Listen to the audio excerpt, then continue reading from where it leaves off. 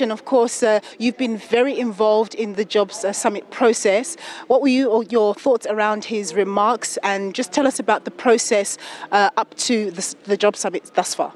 Yeah, look, after the State of the Nation, the President called us to a meeting where he laid out his vision to build a new economy and to get everybody involved. So what I would say, the first thing that comes to mind is this ethical and credible leadership, and that he focused on, and he also managed to bring business on board and also labor, and that's the reason why you can see constituencies from community, from the churches, from the traditional leaders, from labor, from ministers, have worked hard these few months to put a package together that we can implement immediately. But what he also committed to this whole process, that he wants to make time to receive the reports of implementation so that we can monitor and that we can also make sure that we evaluate the impact. So I would say this summit is different from other summits where we have negotiated long and then we expected the agreement is going to implement itself. But the announcements that the President also make, and also to separate the investment from the job summit was something very critical, because investment is the most important, ingredient for growth, and that is what we actually need.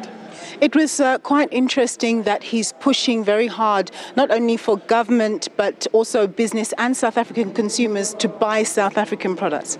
Yes, I think it is very important that we must put South Africa first. We must put also our local suppliers and local manufacturers, to support them so that we can have demand in the local economy. And from that demand that they can employ, young people and to give them a chance, because we cannot go on to import things from other countries and then we're only people that's consuming other people's goods.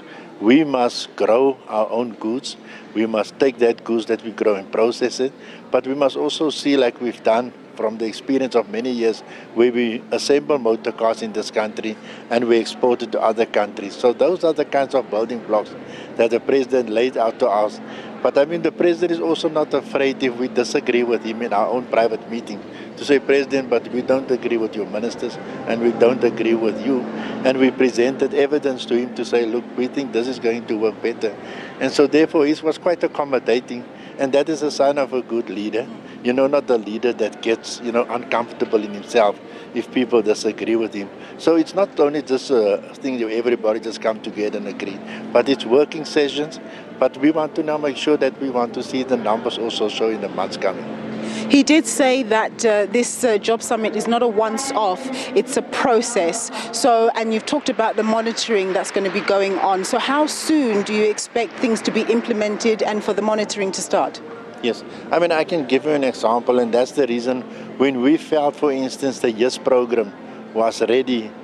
So we thought, why must we wait for the summit before we want to launch that program? So we decided as a collective, let's launch the YES program and let the company start rolling up, and employing about 350,000 young people.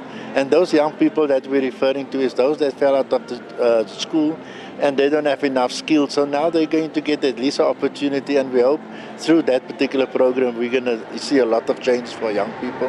But I also think what was very critical was the financial sector that said from their side they want to invest in township economies and in small businesses an amount of 100 billion rand, over a period of 5 years. But I also saw that people from agriculture came forward and say, look, rural agriculture is very important, and we find white workers, we find white farmers and black farmers are taking hands. And that is the kind of spirit of Mandela that we want to see happening more and more in our country, because this country is not a country for the government and for business. It's a country for all our people, that we must work together and deal with unemployment, poverty and inequality.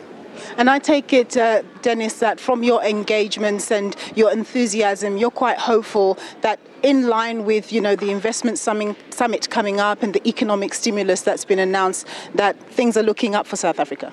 No, look, the people want to see that the leaders are going to put their thoughts on paper. That's what we've done. And now they come in public and they sign their commitment. And they also put forward the program, how they're going to work. And so now, therefore, they can keep us accountable. And also remember, the elections is around the corner. And next year, May month, we're going to go to the elections. And I think, therefore, you're going to see a new spirit of working hard. People want to show results because people are really disappointed in what's happening. But I'm also very happy that the president made the announcement about state capture, about corruption, and that South Africa must become a country of consequences. If people do wrong, then the law must take its course. So, we, for instance, expect in another way that he's going to make an announcement next week or something like that on the National Prosecuting Authority to appoint a leader because, we can't let our institutions operate with actors and acting people. We need people to be in a position so that they can do the work with all their strength they had. Dennis, thank you very much. That was Dennis George. He's the General Secretary of FEDUSA. So a lot came out of the President's speech, a lot of initiatives that are being spearheaded. Before we were sort of speaking in a very wishy-washy term, but now we've heard concrete things that have been committed. So, for example, the government is going to be working with agribusiness to be able to ensure that people who have had redistributed land are able to access financing. It's going to be working with the financial sector in order to ensure that those businesses that need it can have finance on extended terms and more preferable interest rate terms, for example. And then the finance sector, as Dennis George just mentioned, has committed to spending some 100 billion rand over the next 5 years, specifically on black businesses to help transform the economy. And there's so many more other initiatives. For example, in the retail sector is working towards EdCon, for example. They're working on buying South African cotton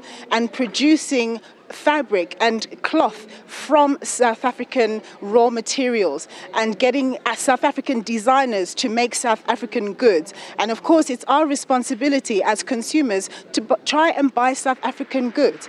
And that's one of the things that the President was promoting, that it's not only government and business that need to promote South African goods, but it's also the consumer. We must go out there and buy South African. We'll have more for you on this story coming from various reporters. It's back to you in studio.